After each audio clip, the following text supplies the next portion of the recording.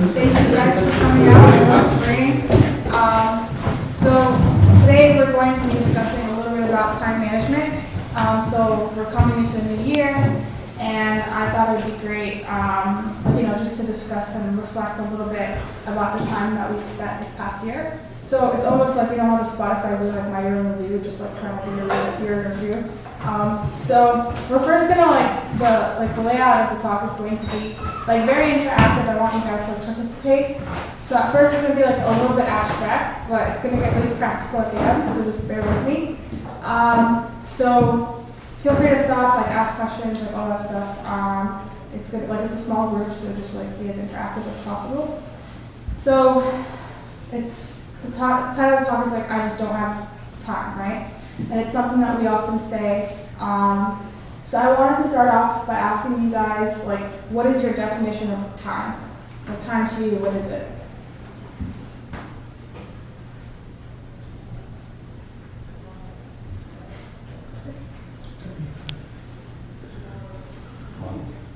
What is time to you? 24 hours a day. Okay, good. 24 hours in a day. Great. It's how we quantify the progression Of time. life. Awesome. Amazing. Great. Any other thoughts? Buddha, any thoughts on what makes up time or what time is? Time. Precious gift. It's a gift. I like that. So you're getting all the main points. God is outside of time. God is outside of time. Okay. Any other thoughts? Yo. Yes. Any thoughts on what I already time? said money. I said money. Money. Okay, great. Time is money. God is above time. He's above time. God is above time. This is true. Okay. Any other thoughts? Orbit of the Earth around the sun. Okay. Yeah, that's actually really great. Science. So there's so many definitions of time, right? Just these alone, I got them all from the Merriam-Webster, just the Google definition of time. It's a historic period. A non-spatial continuum measured in terms of events that succeed one another from past, present, to future. So Antonius kind of said, it's a succession of events, right? Or I That's quantify exactly what I or said. something along those lines. But that's pretty much very similar to that definition. An opportune moment, when we say, I have to wait for the right time, I have to wait for the most opportune moment. The measured or measurable period which an action, process, or condition exists or continues, right? So it's almost like a measurement of some sort. And I wanted to draw a lot of attention to this last one. It's finite as contrasted with infinite duration, right? So it's gonna end, it's finite, which is really, really important.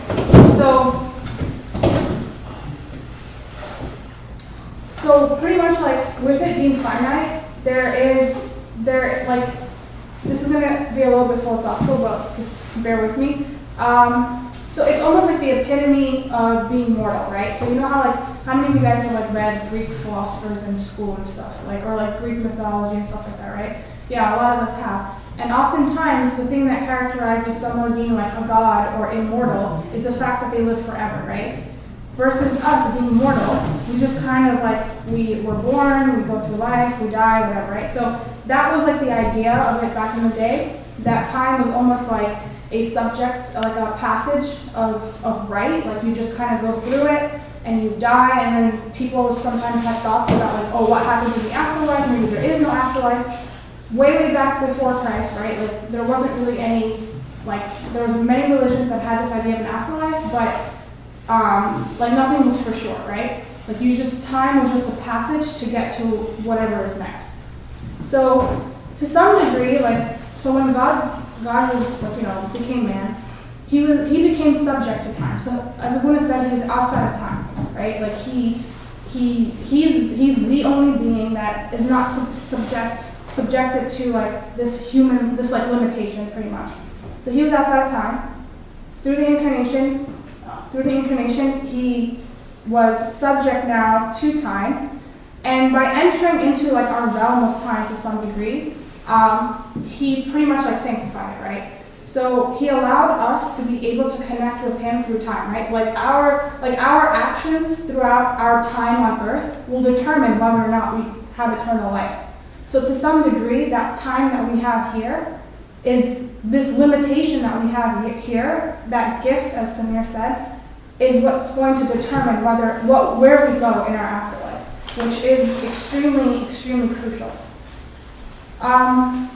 So pretty much he brought the kingdom to us. So now we're able to live like heaven on earth to some degree. And he sanctified time as well, right? Like he didn't just come as a full human, like full adult, right? Like he came as a full human. He didn't come as a full-blown out adult at like 33 years old. He came, he was born, he went through the passages of time as well. Like in order to show that he sanctifies every single stage of our lives. So does that make sense? I know it was a little bit like, kind of philosophical and out there, but cool? Yeah? All right. So just to recap, it's a finite resource, right? We've all agreed, you guys agree it's a finite resource. It's something that once it's used up, you can't get back. Any disagreements? No? All right. So, if it is a finite resource, it means that there will be an end to it, right? So there's a beginning to it, and there will be an end to it. Oftentimes, a lot of us say, I just don't have enough time, right? Like as if we're entitled to say it. Like it's something that we possess, and it's like, I don't have enough time. But it's not, like I would argue and say that time is not traditionally, like it's not ours in the traditional sense. Like if let's say I have my phone, right? It's like my phone. This is like, I can actually claim that this is my phone. But I can't claim that the time, quote unquote, that I have is mine.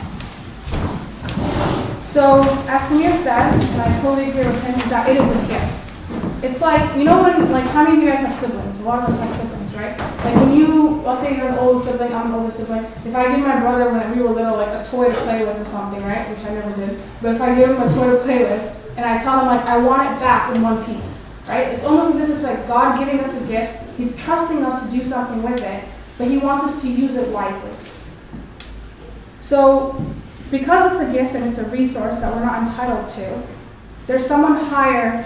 It begs, like, if it's something that's given to us, that means there's someone that it belongs to, right?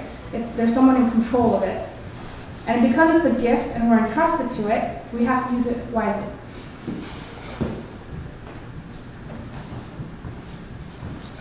Does this make sense so far, or are you guys like totally lost? Okay, great. Okay, so if we're entrusted with it and it's finite and we know it's going to end and all that good stuff, right? Then do we truly, truly believe it? Like if we truly, truly believe it, wouldn't we like live life a lot differently than what we're living right now? Like if you truly believe that, like if you know how like a lot of people, a lot of people like they mine like gold and diamonds and stuff like that, right? That is a resource that's physically limited on Earth. It's very difficult to like mine like gold from an actual mine. You can make them in labs and stuff, but it's very difficult to find it in nature or find diamonds in nature. So people, since they know the significance of it, it's very valuable, right? It's extremely, extremely expensive. And there's always the saying like time is precious and all that stuff. So we say a lot of this stuff, but we don't actually treat our time that way, which is really interesting. So, I want to share with you part of.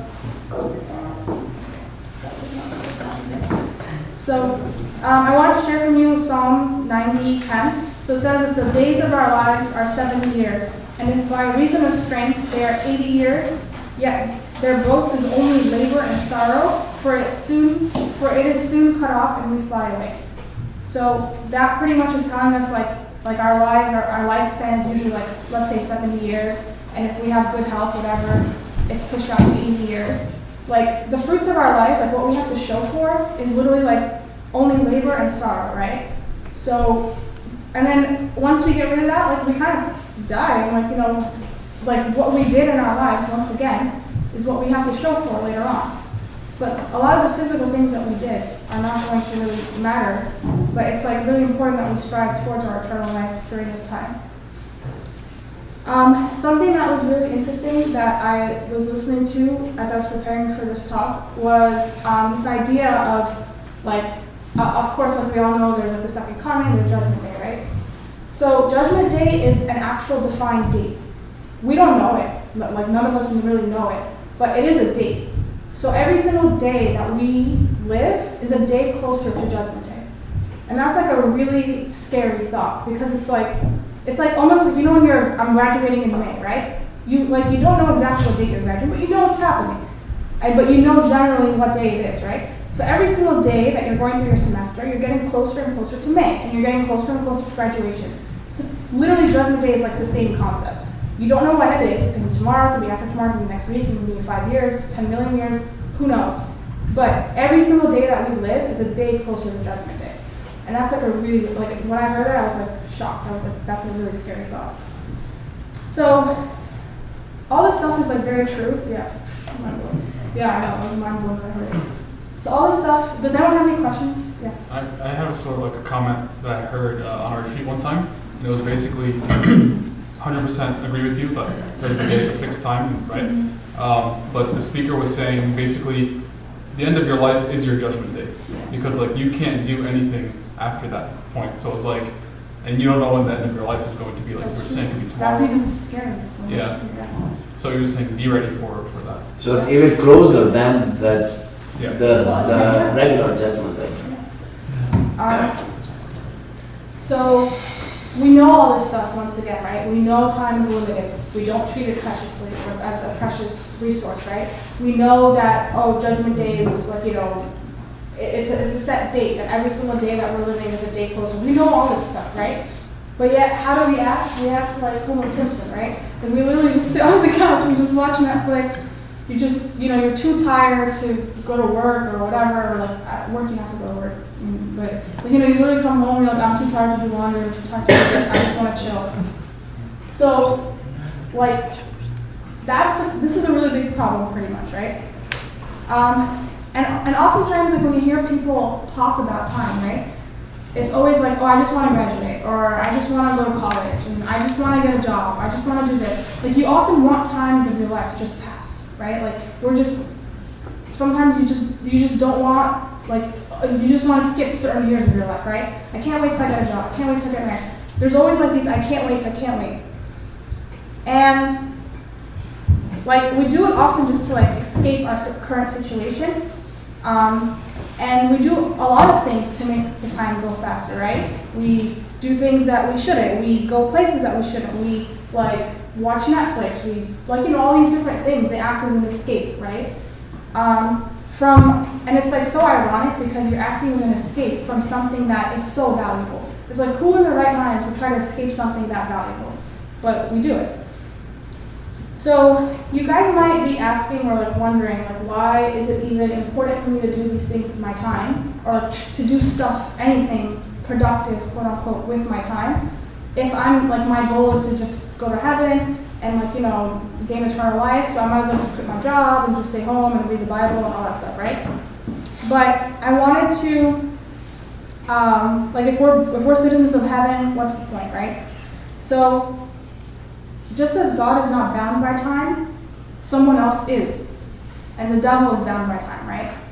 And we all know that the really famous verse in Proverbs 16:27 that says, idle hands are devil's workshop. So if we have a lot of time on our hands and we're not doing anything with it, there's a lot of temptation that comes from the devil. And also I wanted to share with you guys the parable of the talents. So we all know the parable of the talents, right? Like, do I need to go through it? Or so pretty much like there's a master, he has a bunch of servants, he gives them all talents, he tells them, like, you know, I'm going away. Talents meaning like, they can mean anything. They can mean like, it was actual physical money, but for us, we can interpret it to mean anything in terms of like our gifts, our abilities, anything like that. So master goes away, he comes back, and he's like, okay, show me what you've done with the money in the meantime. One guy just buried it in the ground, and he was like, you know, you wicked and foolish servant, like you should have at least put it in the bank to invest it. One guy like made like a small percent profit, and then another guy made it like doubled it or like tripled it. Okay. So the idea here is that you were given something, and you need to get a return on it, right? So if we think of our time as a very similar idea, that we were given this time and we should do something with it, right? We should do something fruitful with it. and you should do something that you can later on show God and say, hey, like, this is what I did. You gave me all this time, or, you know, it seems like it's a lot to us, but it's actually just like a tiny bit of time in the grand scheme of eternal life. But you gave me this specific finite amount of time, and this is what I did with it. I did this and this and this for your glory, to bring glory to your name. So that's why it's really, really important. Because you guys know what the word steward is? Yeah, steward? Very much. There is BMW guys outside. You're blocking someone. Just take him out, please, and then come back. Sorry. No, it's fine. So, like, the least that we can do with this time that God gives us is to do something, show for, like, do something with it to show for it. Like, oh, like, this is what we did for the glory, for your glory, and for your name. And there's a verse in Ephesians 5:15-17. It says, "See that you walk circumspectly, not as fools, but as wise, redeeming the time, because the days are evil. Therefore do not be unwise, but understand what the will of the Lord is." So it's almost saying like you have to redeem the time. Like it's a very interesting concept to me that like you know when you like have a coupon and you redeem it. So it's like the time is not yours, but you're like redeeming it to do something with it. Does this make sense so far? Yes? Yeah. Any questions?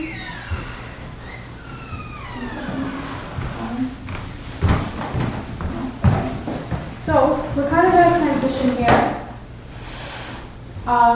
So like, okay, now I have all this time. So how am I supposed to like try now and like use it wisely, right? So we spoke earlier this year about SMART goals.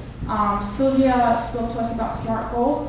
So SMART goals have to be specific. It's just like an acronym for it. So S is for specific, M is for measurable, A is for achievable, R is for realistic, and T is for timely. So there's a temporal component to it, right? The timely aspect.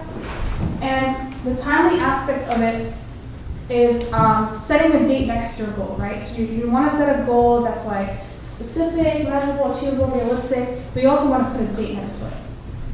And what happens to us often is that, you know, we set a date next to it, like I want to go to the gym once a week, right? Okay, that's like the date next to it.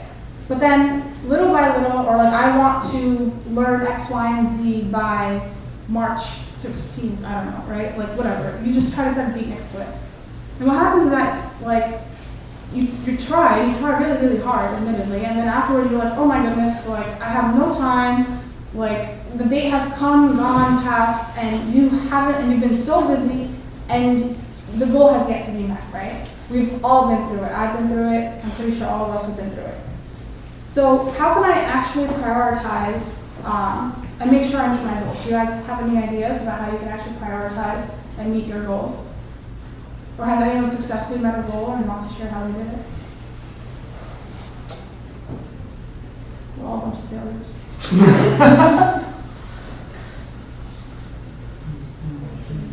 No? I think anyone who did a PhD. Actually, you can actually talk about how you went If you've done a PhD, please stand up. Yeah, so when I was in the process of writing my thesis, I actually used this. I had listened to Sylvia's talk and I took her advice. And I think the biggest thing that helped me was, in addition to all these steps, was when I like skipped a day and I didn't write my set amount of words. I didn't feel like the next day I had to like do more work to redeem that, right? It's a matter of not letting when you fall down, it's about getting back up, not about just sulking in your failure, right? So it's like, if you missed 1 week of going to the gym, that doesn't mean don't go to the gym for the rest of the year, right? It doesn't make sense logically. Just pick it up where you left off. I think we can take the same thing in terms of our spiritual life or like professional lives, whatever we're trying to set out. Like every single one of those, like the parts of the acronym for SMART goal is valuable. I know for me it helps a lot especially when something is measurable, where you can track the progress. I had specific goals I had throughout the year where some weeks I felt like maybe I barely progressed or I barely made a dent in it, but then you look at it overall from beginning of January till April, there's a shift, there is movement. So being able to measure the change that you're trying to do, just say, It's like a motivator. yeah, it motivates you. So you, like what Mina was saying before, like, hey, I skipped a week or I didn't get a chance to do X today, but I know I can still go next week because I've seen this trend that if I do it, I can go further. Cool. Yeah, that's really awesome. Like, do you want to say something first? Yeah, when you make a goal, like from my own experience, when I put 100% commitment to it, it's a lot easier than putting anything lower than that. Because when you're 100% committed or you're 100% focused on one thing, those days where you have a day like I don't want to do it, you're still gonna do it because that's your goal. And that's something that I read from a book that used to about his spiritual life. Said when you're 100% focused on Christ, the days where you don't want to pray, the days where you don't want to read the Bible, the days where you don't want to be who Christian, be the light you're supposed to be, you'll still be that. So, that's No, what that's awesome. So you pretty much like committing yourself 100% to whatever you're doing, right? But that also comes like from within you. Like, no one can convince you to commit 100% of your time to something, right? Like, it has to come from within you. Sorry, wait, yeah. For me, I'd like to comment on realistic. I think would be like when doing anything, you gotta say, is it feasible? Can I actually do it? Of course, we all want to be challenged, but in getting yourself to realize you can't do things, there's a lot of lessons learned. So being humbled by whatever you're going through is actually very important, because it also builds a lot of character and inner strength and stuff like that. So setting goals and then being humbled and making adjustments is not a bad thing. So reassessing and reevaluating yourself is also very important. For sure, yeah. Gavin, you want to say? Yeah, we're still there. Who's still your answer? Also, one thing with the SMART goals too, the time that you set for yourself. I think, at least for me, I've noticed you have to not that you shouldn't have a specific time, but you have to tell yourself in the back of your head, like, I have a specific time that I want to achieve this goal, but like you gotta accept that maybe you're still making progress, but you don't hit that deadline or you don't hit that specific timetable. I think sometimes people, like when they don't reach a certain, whatever they're trying to change by a certain amount of time, it becomes discouraging. So you can't, while time, like setting a time for yourself is important, don't let that be the thing that discourages you if you don't necessarily meet that time frame. Yeah, for sure. So I've come up with a few points here about like if you're not meeting your goal, or you're not like especially the timely aspect of it. Like you set a date, you're setting all these like milestones and like, oh, I want this by this date, this by that date, and you're just like missing all of them. Or like I just thought these questions might be like useful to kind of like think about when you're trying to reset your goals. So the first one is, what is my relationship with time? How do I spend it, right? So my relationship with time, meaning do I sleep in and like, just like waste my time, or do I like, watch like 3 hours of Netflix a day? Like you just need to look at your habits, like your time habits, and just try to figure out like what exactly are you, like what is your relationship with time and how do you spend it? Like what is it allocated on? And then after you figure out like what it is that you are spending your time on, right, you can ask yourself, is this the best use of my time? So for example, like, and I'm saying a lot of things like Netflix and like just like staying at home or watching TV or whatever, but it could be like positive things too. Like someone who like loves to work because like, oh, I really enjoy my job and I like, I work in a hospital and I really enjoy helping people, things like that, right? sometimes like you might, like even for me, like at work, like sometimes I might stay later than I need to, or maybe I need to do like 2 or 3 things, maybe I can do them from home instead of staying in the office, like things like that, where like you can just ask yourself, like, am I spending too much time on one thing unnecessarily? Because it's just possible that you're just putting a lot of emphasis on one thing in your life when another thing can be lacking. So once you decided, like, okay, like this is maybe the best use of my time, this is not the best use of my time, then you can kind of set a course of action. And we're going to talk about how to set like a course of action in a little bit. Yeah, there's something that I think we all like just take for granted, which is like our health. Being like healthy is like definitely something Yeah, absolutely. we just assume is going to be there. So like it should also be that we try to make it a point to be healthy and like, you know, because we're not going to be as effective if we're not taking care of some certain things. So like certain getting things. enough sleep and Yeah, so like we need to be realistic with that. Like what comes to mind is like people burning themselves out. Like the classic one is like pulling an all-nighter. Like how effective are you in doing that, for example? You know, how alert are you, how focused are you, all that. So you're actually like, you know, when we procrastinate, trying to like make up for lost time, it gets you actually in a more unhealthy position, and getting used to that is also very dangerous. Yeah. Yeah, we're going to talk a little bit about procrastinating in a few minutes. Yeah. Okay. I jumped the gun. No, it's totally fine. That means that it's on the right. Yeah, Not to sidetrack too much, but one thing you mentioned about sometimes we distract ourselves with good things, that reminded me this video has been out for years, but I only watched it for the first time this year. It was one of the lectures from Coach Shuda, where he was talking about sometimes even it's possible to distract yourself in church, that to the point where you can't achieve your own spirit, you don't give enough time to your spiritual needs because you're so busy with that. I have service, oh, I have to go to this meeting, and I have to do this, and I have to do that, and I have to do that. Where that's one of those things that I really had to sit and evaluate, like how much time I'm giving to do certain things, but not giving for myself to grow spiritually. Yeah.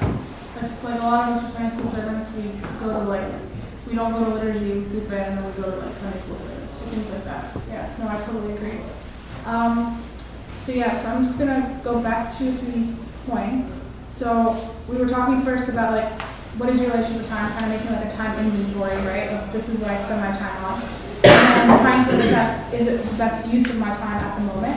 And then the third point is, if you didn't do something that you said you would do, like, oh, I said I would study an hour today, and you didn't study an hour today, right? Why didn't you do it? And you have to be very, very honest with yourself, right? So did I not do it because I was lazy? Did I not do it because I was doing something else? What was that something else? Was it more urgent?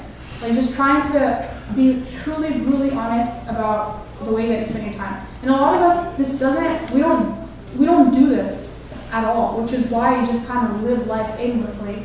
And then later on you're like, oh dang, like a year's passed and I've done nothing. Like I need to kind of reassess my entire like existence. But in general, like if we make it a habit, or try to make it a habit at least, maybe by every end of semester or something like that, or just even maybe like every end of day eventually, right? When you try to understand and assess like, what did I do today? Did I do everything that I accomplished? And just trying to like make a mental note or like a mental tracker, or even like a physical tracker if you want to journal about it or anything like that. It could help you like be more self-aware of the things that you're doing in your life. So I think after answering those questions, you can try to set a new plan or a new SMART goal to manage your time. So like once you try to figure out like, okay, this is what I did and this is what I spent my time on and this is why I didn't do it, then you can kind of like once you diagnose the problem, then you can learn how to fix it. Okay. Does everyone have any questions so far? Comments? Concerns? Okay. So, how do we actually prioritize, right? Like, how do we made this goal, so like, how do we actually make sure that it gets done? So this is something called the Eisenhower matrix. Have any of you guys heard about it? Yes? Yeah? Okay.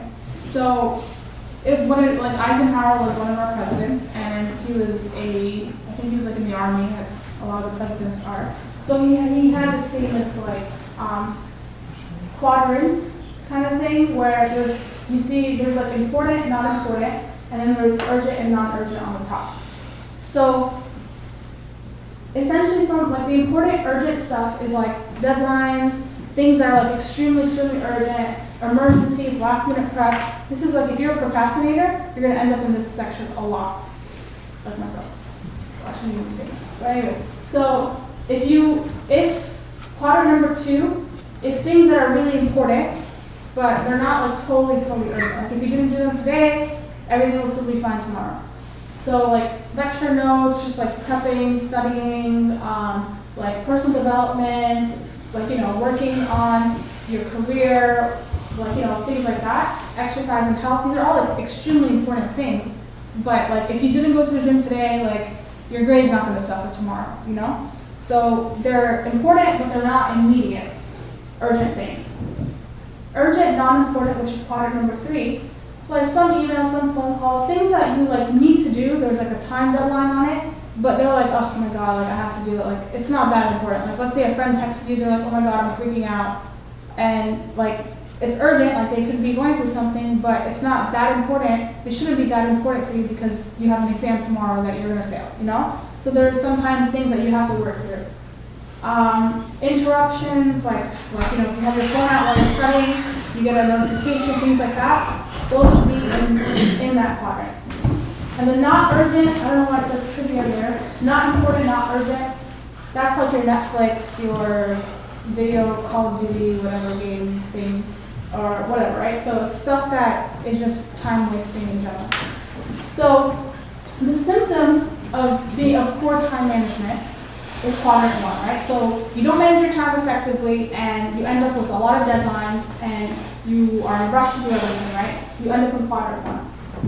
The reason why you end up in quadrant 1 is because quadrant 3 and quadrant 4, so this one, the not important urgent and the not important not urgent, take up a lot of your time. So the reason why you end up in quadrant 1 is because you watch a lot of Netflix, you look at a lot of interruptions and stuff like that. So the reason why you end up with like last minute deadlines and stuff like that is because you watch a lot of Netflix, you look at your phone when someone calls you, things like that, right? And then the solution to good time management is doing a lot of stuff in quadrant 2. So you want to pretty much like get rid of as much of quadrant 1 as possible and make sure that it doesn't happen. Because quadrant 1 at one point was in quadrant 2, right? Does that make sense? So for example, the exam that you're cramming for right now was at one point in quadrant 2. It was planned study at one point. But then as the date gets closer, you push it to quadrant 1. So what you want is for things to stay in quadrant 2 and for you to address them. And the only things to be in quadrant 1 are like family emergencies, like, going to the doctor, like, oh, I'm sick, whatever, like things like that. Like actual emergencies that you cannot control. But if it's something that you can control and it ends up here, that's a failure in terms of time management. Does that make sense? Okay. So the way that you can kind of like assess, yeah, you have a question? Yeah, so what if like something that's in like my personal life, what if like I see it as an urgent thing, but in reality it's not urgent, so I just don't know how to prioritize it? Like where to put it in my priorities. Okay, so I was going to talk a little bit about how do we figure out how to know like what to prioritize. So it all depends on like, I would say it depends a lot on, well actually what do you guys think first?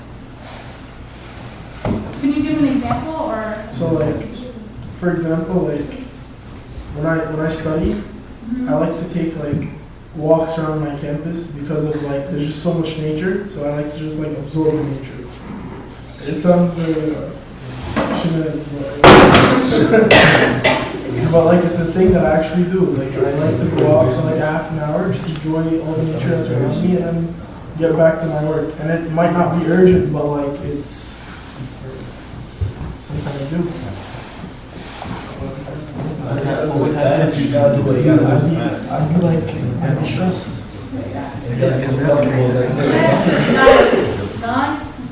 I think that has to do what you said, like just like absorbing nature and stuff. I think that also has to do with like just your mental health or health in general, like I think it's good that you like to kind of just like absorb nature and be in it.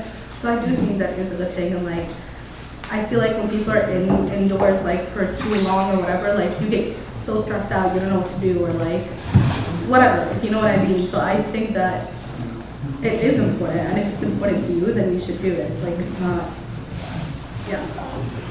Yeah, no. Yeah, and I think even in there, it says like for quadrant 2, like exercise and health, it's just as important as getting your work done in time or studying. Your health, both physical health and your mental health are both equal priorities. So yeah, I mean, I don't think there's anything wrong with that. Maybe, I mean, I don't know, I don't maybe schedule like that, but So, you know. So I have a thought on that. Oh, go ahead. I think two of the things you could look at are what's your goal and what are the consequences if you do it or you don't do it, right? So what's your goal is whatever you're doing, is it leading to you reaching your goal immediately or not immediately? Is it a detour or is it taking you there? And then in terms of consequences, what are the consequences if you don't do it, right? So in terms of like walking in nature or whatever, right? Consequences of you not doing it are, possibly being stressed out, not being able to focus. Whereas, so that's important to your immediate goal. Whereas, something else like, checking your emails at that moment, the consequences of you not checking your email are not serious. Like it could wait. So I think those are two things that really help you organize what you want to put in each box. Sorry. Anyways, I think the thing about prioritizing things is that you have to make a list, or maybe just a mental list, of the negatives and the positives, and you have to see which outweighs the other. That's the thing with priorities. Yeah, you enjoy nature walks, but if you have an assignment due the next day, like what is more crucial to your future and the goals that you were planning to begin with? So I agree a lot with what you guys have said, and I think, like, for example, like I agree a lot with what I was actually going to comment about that. It's very similar to what Mark just said. So like you have to ask yourself like why you're doing it, right? Like if you were going on a walk for nature or like to see nature, but you literally take like 5 30-minute walks within like an hour, which is not possible, but in general, right? Like if you're doing that just because you just like you know how like sometimes all those memes online, it's like sometimes you're so stressed you watch Netflix but you're still stressed, like watching or things like that, right? Like if you're doing that with the purpose of you just want to escape and you don't feel like doing your work, then obviously that might be a time management problem. But if you're doing it, as Mike said, in order to rejuvenate yourself so that you come back and you're able to study better and for longer or whatever it might be, and you're able to actually manage that deadline still in a reasonable amount of time, and it's not coming at a consequence of you, not doing well or missing the deadline, then it's totally fine. It's just the way that you cope to make sure that you do something like on time. And I don't necessarily think that, like, for example, like I don't think you need to look at every little thing that you do and put it in a quadrant, right? Like you just need to look at you just need to look as what was said right here, right? Like the priorities, the things that you have to do, and you want to make sure that you're placing the priorities into these quadrants, right? Like all the things that you feel like are things that you need to do, like, oh, I have this assignment due, I have to go to the gym, I have to cook my meal for whatever, right? Like things like that, like big things or big ticket items that you need to do for the day. I feel like those would be the ones that you're trying to maneuver around. And if it's something like you want to look at the things that take up your time in the day, and then put those things that take up the time in your day in this quadrant. Does that make sense-ish? Mm-hmm. Yeah. Any other questions, comments? Okay. So are we all good with this? That you want to eliminate this one as much as possible? Yeah. No? Yeah? Yeah. Cool. I just saw them like all looking at their phones. Yeah. Okay. So you want to eliminate like quadrant 1 as much as possible.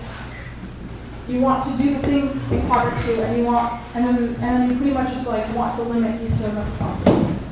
Okay, so we're almost done, guys.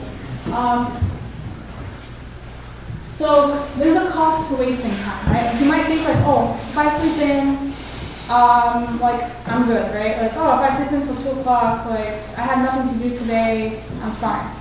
But everything that you do has a cost. Everything that I do has a cost. And the cost of it is the value. It's like, it could be a physical value, it can be an arbitrary, qualitative value. The cost of everything that I do is the value of everything else that I could have done instead of that thing. So that was a mouthful, but like for example, the cost of me sleeping in until 2 o'clock is everything else that I could have done up until 2 o'clock. Does that make sense? Like, Huh? then like it's like, how do you even like value that? How do you quantify, right? Okay, we'll get there. So, example. So, the cost of sleeping an extra half hour, right? So, there's a compounding effect of cost. So, let's say you, like, you guys, okay, so I'm thinking the best way to say this, not to make it super complicated. So the benefit of you getting an extra half hour sleep, right? Let's say you usually wake up at 7 or whatever, right? Getting an extra half hour sleep, sleeping until 7:30. Can you quantify like the happiness or the enjoyment or whatever that you get from a half hour's worth of sleep? I'm serious. Can you? Can you quantify the difference between 7 hours of sleep and 7.5 hours of sleep? Can you? You can't. Realistically speaking, can you? When you're in college, you kind of can. I'm telling you, I've been in college, you cannot. I don't know. If you're lucky if you get 3 hours. So, I mean, but isn't that to the discretion of the person? yeah, but I'm just saying like on average, like can you actually plot like you're sleeping, you know what I mean? Like But that's time. every human being has a specific set number of hours that they need to be functioning as like, in order to function, right? So for some people it's 8, some people it's 6, some people it's 5, like whatever, right? Whatever they've trained themselves to accept or like to be able to function on. On average it's 7 to 8 hours, right? So let's say an average person needs 7 hours of sleep, right? So the difference between 7 hours of sleep and 7.5 hours of sleep, you probably won't feel it. You're gonna wake up, you're gonna go about your day, you probably will not feel it. But you can quantify what you lost out in. So for example, 30 minutes can be your shower, right? If you shower earlier, you can eat earlier. If you eat earlier, you can do your homework earlier. If you do your homework earlier, you can meet your friends earlier. If you meet your friends earlier, you can go to church earlier. If you go to church, and so on and so forth, right? What if like, Yes. because sometimes if I wake up early, I can't really function. That's because you sleep at 3 a.m. No, I've literally tried to. I've literally tried to. Okay, I'm not even saying, I just said assume you have like enough sleep to function. I don't feel like I ever get enough sleep to be honest. This is besides the point. We should You might have sleep apnea, see a doctor. That's a doctor. Go to my kid. Not me, no, real doctor. I mean, a man. My point, yeah. I think a good way to look at it, so personal experience, I've had to teach 8 a.m. classes, which are the worst, right? So like, for me, I have to wake up early, right? I can't not wake up early because I lose my job, which I can't have happen, right? So I feel bad about my life, like for the first 10 minutes of my day when I'm trying to wake up, right? But then afterwards, like you're perfectly fine, right? You go on about the day, like Rhea was saying. So I think you could look about it that way too. Like, sure, you got 6 hours of sleep. You're gonna feel bad about yourself for the first 10, 15 minutes of like waking up, but afterwards it's gonna go away. So it's like within your favor to actually maybe wake up a little earlier to get what you need to get done. Yeah, and I'm not even saying like forget the whole like waking up early example, right? Because you guys just seem kind of salty about it. But like imagine like I don't know like if I was able to I don't know like book my classes a little earlier or I don't know thinking of like other examples of like if you're just able to like if you have an opportunity to go to the doctor and you have an early appointment and a late appointment, right? Like odds are if you chose a late appointment, you're going to like get ready and go then. Like you're not going to do anything before it. But if you choose an earlier appointment, maybe you have time in between to meet your friend or to do something, right? So there's just a strategy. It's better to have a strategy about your time, right? And I said this to a few people before, but for example, Uncle Haney, right? Uncle Haney is like this awesome multitasker. I don't know how he does it, but he just does it really well. And if you look at a lot of really, really successful people, and you look at the way that they manage their time, it will tell you a lot because they use every moment of their day. So for example, we were on the seniors retreat, right? With these guys right here.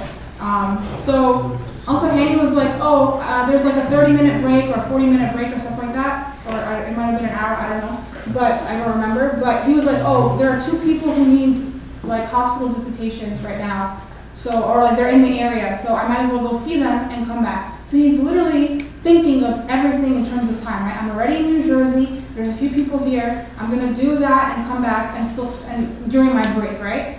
So to him, it's like, maybe he can say, I'm tired, whatever, I'm gonna sit and relax for a little bit.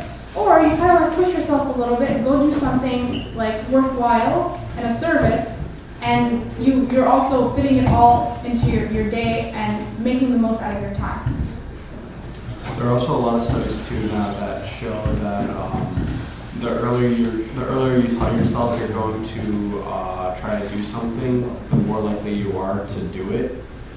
It's not just for like micro things you need to do within the day. I need to wake up at a certain time. Like if you have a specific goal that you want to go for, I forget the specifics, but most likely if you say I'm going to start next Monday, or if I'm going to start next Tuesday, or if I'm going to start during the weekend, I forget the specific days, but it's like statistically you're most likely not going to do it. But if you tell yourself I'm going to try to do this tomorrow, within a reasonable measure, and don't try to like conquer the world overnight, you're more likely to at least make strides toward that goal. So I guess you could even make that into your regular day-to-day.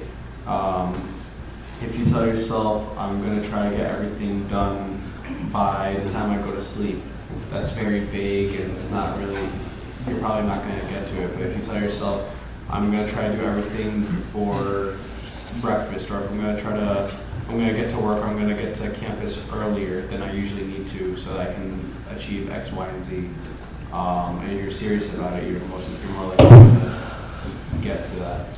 Yeah. I don't know if that makes sense. No, it does make sense. And like I think about it a lot also when like I commute. So I commute to work, right? It's about like an hour and a half. And it sucks.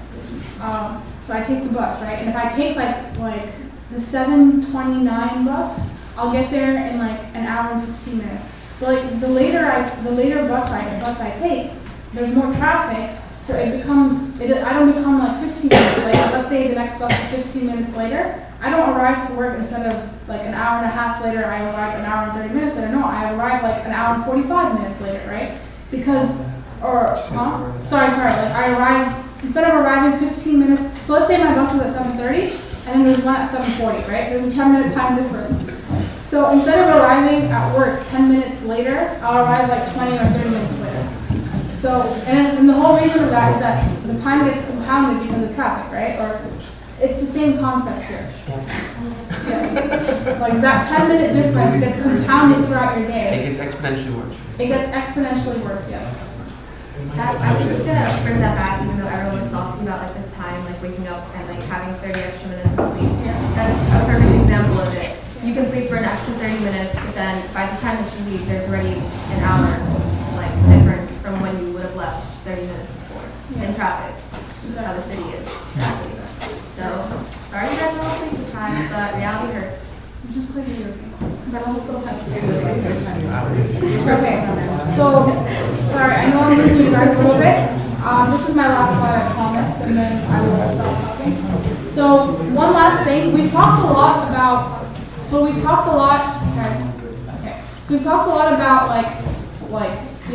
making sure that we're using our time effectively, and there was the Eisenhower matrix and like all that stuff, right? And Kiro mentioned a great comment in the beginning when he was like, we need to commit he needs to commit when he commits 100%, he tends to achieve his goals, right? But it all comes once again from within you. Like no one's going to force you to do the things that you need to do. So the concept of managing your time effectively has to come from you and only you. And you have to build up the willpower to consciously make the decision to manage your time. No one's gonna make that decision for you. And it won't come naturally. It's so easy to be lazy. It's so easy to just sit there at home and do nothing. Believe me, I wish I could do that. But the problem with that is that it's unintentional, right? Like you can just sit there and you're like, oh, I want to go take a shower. Your intention is to go take a shower. Or your intention is to go get ready for bed. But you're just so lazy and tired and you choose the easy way and you just sit there and before you know it, you've been sitting there for like an hour like doing aimless things.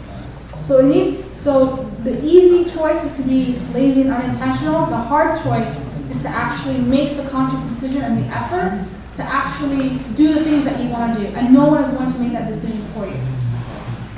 So I want to close off with this verse. It's from Proverbs 13:4. The soul of the lazy man desires and has nothing, but the soul of the diligent shall be made rich. So we pretty much do not want to be the lazy soul, right? Like we want and we seek to be the souls of the diligent. And once again, no one is really going to make that decision for you except you. That's it. Any last